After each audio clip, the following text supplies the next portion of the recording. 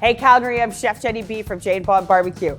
Today I'm going to show you how to make a crawfish boil with your +1. We're going to have a really good time running through this meal. All right guys, you ready? Let's go. So when it comes to cutting coleslaw, I think there's a few different types of people in the world. There are those who cut chunky. There are those who cut shreddy. We like to cut ribbons. All right, so there's definitely a certain kind of a technique that you're going to use to get a nice fine ribbon. The second piece that we want to make note is we want to cut across that spine, okay? So that's how we get the fine ribbons. If you have a look at that cabbage, and you can see all that fun zigzag, that's what makes those nice shaped ribbons, and that's what we want. When we're making great food, we have to look at not only taste, but texture in your mouth. Speed is not of consequence to start, okay? So we don't want fingers cutting, we don't want blood in our dressing, all right? We want this to be safe, but beautiful, okay? So take your knife. You should be using a chef knife. It's meant to be held kind of central like that. That's how the knife is weighted for safety. All right, you should almost have your fingers right on that blade, cutting across the spine, but you can still vary your cuts to the size of ribbon that you want. So that's what we're gonna start to do here. Okay, so I'm turning it. Look at that beautiful ribbon. Okay, and then just continuing to angle that around. See how I'm turning my cabbage. Now I'm getting my knife nice and close to my fingers, but it's all about your comfort level. The one thing you want to remember is that this thing's gonna rock. Okay, so even if you have to cut yourself a nice flat side so it doesn't rock on you, safety first, all right? So again, just angling around, getting those nice, beautiful ribbons.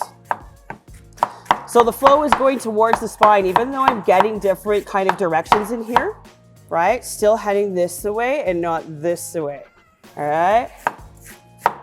All right, so now it's getting real skinny. This is when it becomes a little bit precarious. Okay, so you just want to hold that lightly. That's the trick. If you hold on to that intensely, this is going to fall and then you're going to cut yourself. So just rest your fingers on that to stabilize and go nice and slow.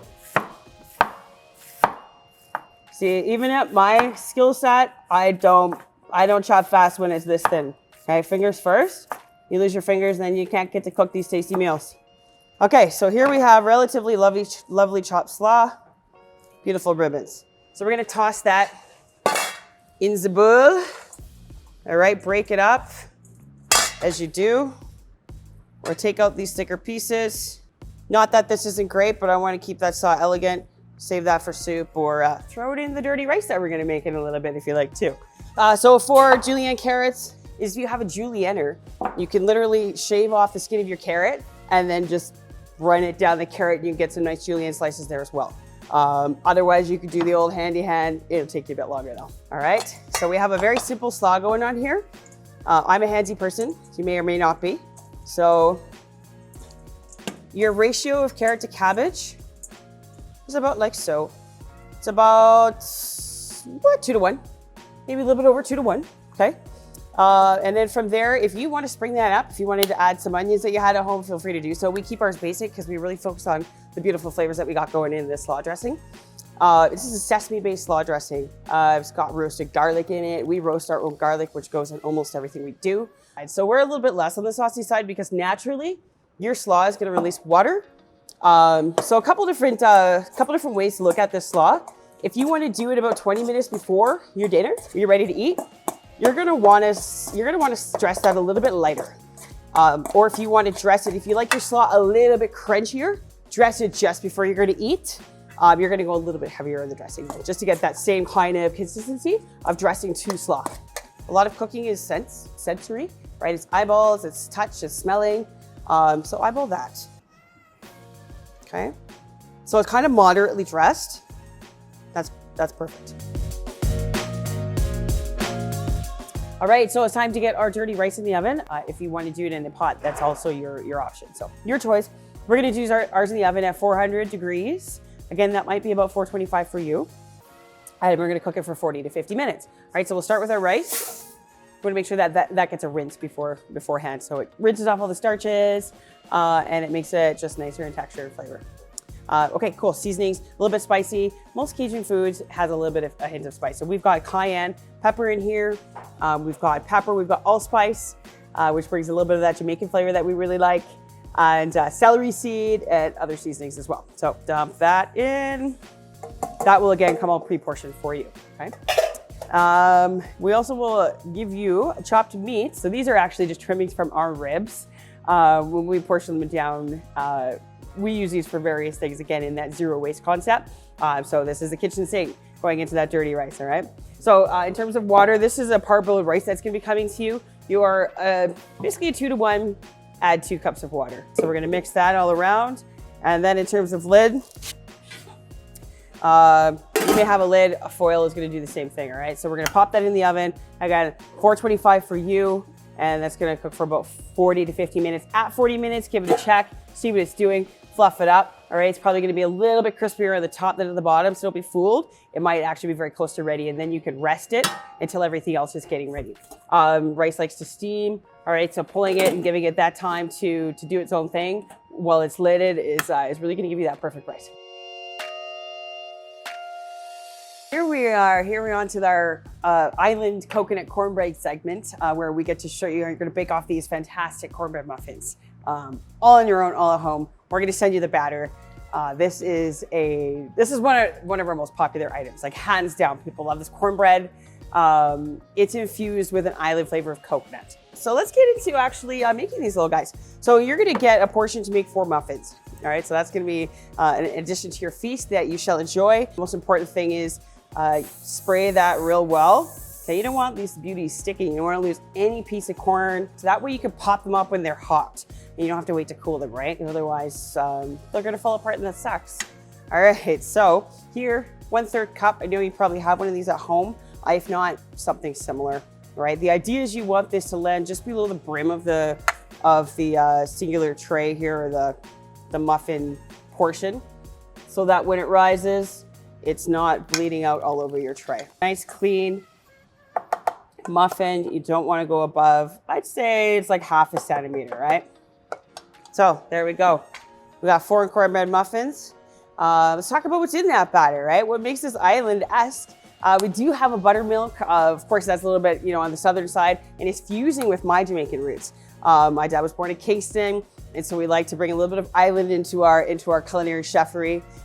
So we've got coconut flakes, as well as we do have a coconut milk in the base of this as well. Again, that roasted garlic that goes in just about everything and makes everything next level. We roast that garlic, we puree it, and we put it into almost everything we do. And then outside of that, we have the cornmeal and the flour that we talked about, and other seasonings that we're gonna keep secret. So let's get these beauties into the oven. These are gonna bake at 400 for 16 minutes, all right? 16 minutes. When they're caramelized, it's a beautiful thing. It means that you're almost burning the sugars in what you're making. So when you see that dark golden brown color forming on the top of your muffins, that's what you want, all right? So we've got it time down to 16 minutes. It might take you a little bit longer in your ovens because we've got commercial ones. You might not have the same intensity of heat. So at 16 minutes, check back about every minute. You wanna see these things, you wanna see that sugar crisping up. Cool, we're gonna get these in the oven. So you wanna get that on your center rack, right in the center of the oven for the most consistent muffins possible. That way you don't have to be rotating and whatnot. Get that shut, reset that timer. Okay, so now we're gonna set up the broth while our muffins are cooking. All right, our slaw is doing its thing, getting beautiful. And we're gonna set up our broth so we can get that boiling, ready to dip those crawdaddies in their pool. All right, so in that pool, we're gonna dump our house seasoning for our crawfish. So we've got in here oregano, paprika. All right, so let's get that in there. Nice and flavorful. When we boil our crawdaddies, we want that meat to get infused with this flavor. And seafood, no seafood goes without lemon. So let's get some lemon juice in there as well with some water. So you want maximum for this. You can do this on the barbecue if you want to get a little bit of grill flavor in these daddies or on the stove, don't matter. We just need boils, okay? So let's get this boiling and we'll move on to our next step. All right, folks, so we're gonna get over onto the grill and do some action over there. All right, seeing as that is what we do at Jane Bond BBQ. So we got 2 corns here, we got our little chorizo sausages. Let's go. All right, okay, these are ready. Remember that caramelization that we talked about? Some people would call that overdone. We call that flavor and texture. Those are your perfect cornbread muffins, folks. All right, so next, we're gonna do a little juggle of order of operations. We get to play with our grill, which is super fun. Chef Jenny B loves this. And so in any cooking procedures, we want to make sure that we're doing things in the order that makes sense. That brings things down to a time and technique, right? You have hot spots, you've got resting spots, which are your low heat spots, and you're using that space to really make your food dance. And that's what we do here. So order of operations, I'm gonna say that my beans are gonna take 5 minutes in high heat, all right? And then I can always throw them off and rest them, right? So getting things ready a little bit ahead of time, if they're able to rest, is probably always the best idea. If you need it a little bit faster, cover it, all right? So we've got a bit of time here. So I'm just gonna throw those beans here. I've got a nice high flame on that. So I think our corn is next. We wanna get that corn on the grill, nice and juicy. So what we're gonna do is let that rest on the grill a little bit. Let those sugars come out and get some grill marks before we roll it in our Cajun butter. That's where the deliciousness happens. We're gonna get to that soon. All right, so this is where we have to be patient. Grilling is really an art of patience, all right? You can stand and wait, or you can go grab yourself a Tennessee sweet tea in the meanwhile. These are gonna be all about the same time. So in terms of order of operations, we're really kind of, everything's going on around the same time here. So our chorizos, we can get started. These little guys are adorable. They're 1.5 ounces, and you're gonna get 2 each. All right, so we're looking for here, again, we want grill marks. We don't wanna burn them, but we wanna get that grill flavor infused into them. So if they get ready a little bit faster, pull them off and rest them on your non-direct heat portion of the grill where they're not gonna burn, but they're still gonna stay warm for you. All right, so we're gonna have to check back in a few minutes. So we're gonna take a pause, go get that Tennessee tea. All right, so we're gonna check in, have a progress report around our grill here. What's going on? Well, let's see here. We've got some corn, we're getting some nice grill marks. Not quite there, but that sugar is starting to come out and create some beautiful flavor there. It's time to roll that in our Cajun butter. All right, so you're gonna get some of this Cajun butter and you're gonna either roll it or knife it on, whichever works for you. Just make sure that it is in generous amounts, all right? So we'll finish that grilling off with that Cajun butter. Of course, we make this in-house. We blend in adobe peppers and our house rub and other ingredients into a butter. All right, so we're gonna get that grilling. Our chorizos are about 80% done, which is perfect. I'm gonna pull them off. Remember we talked about resting? This is when we wanna rest, okay? So we've got our grill marks, right? So we're gonna let them finish slowly. By the time these get that kind of low heat, they're gonna be finished with everything else, and that's always the goal, all right? So beans, so we're starting to get a low simmer on those beans. That's perfect. All right, so low simmer. We're gonna rest those off to the side, and those are gonna finish with the chorizos. Okay, our corn, we're sticking in that high heat. Remember we talked about alternative methods? If you don't have a grill at home, what you can do is stick your oven on a nice high heat, like 450, okay? That would be equivalent to what I'm doing here. So, so you can still get, you won't get necessarily a grill mark, but you're still gonna get almost like a searing of that meat at a high temperature. And when you're doing anything where you're trying to kind of emulate a grill, you're always cooking at a high heat. Same with these beans. If you wanted to throw those in the oven, you're looking at about 450 at your home oven, all right? Okay, but if you got that barbecue, light that up, all right? So we're close to boiling in our crawfish, all right? So we're gonna get that in. But first, let's get our lemon on the grill. And let's toss our crawdaddies in. All right, have you ever seen a crawdaddy? Look at these guys. They're like the lobster's little cousin.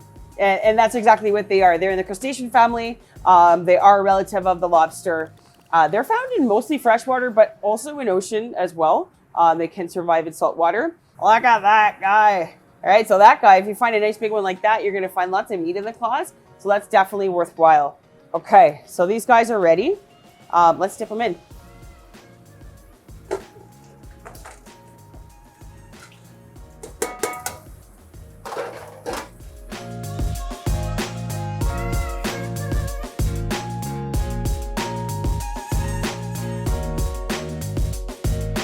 So as we're finishing up here, we're just a couple minutes off here. Our corn's ready. All right, our beans are ready, they're resting. We've got our nice blackened lemon that we're going to douse all over our crawfish. Let's get that crawfish butter melted out. All right, so we're just gonna toss that on the grill right beside its crawdaddy friends, and then we'll be right back to get some meats on. Adrian, there you go, Adrian. Our damn crawdaddies ready? We ready? Oh, they ready. All right, let's do this, guys. My favorite plating. Let's make this beautiful. All right. Adrian, can we get that dirty rice? We're gonna start with that. So once you've got that pulled out of the oven and or pot, however you choose to do your rice. Rice is what I like to call a bottom dweller, all right? What that means is you're gonna plate it first and then you're gonna lay things beautifully over top of it like crawdaddies, all right? So, all right, look at that dirty rice.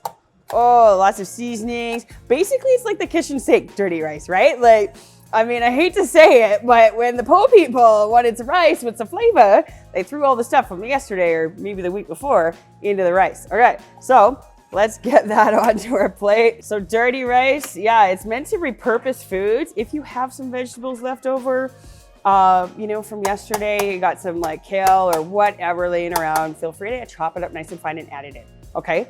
We like to see a zero waste. We have a zero waste policy in everything that we do. So crawfish, crawdads, it's got a lot of different names, all the same fun. Thank you. All right, ready?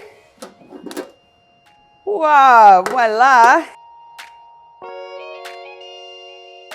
You're gonna crack them, you're gonna suck them, you're gonna dip them, just have so much fun with them.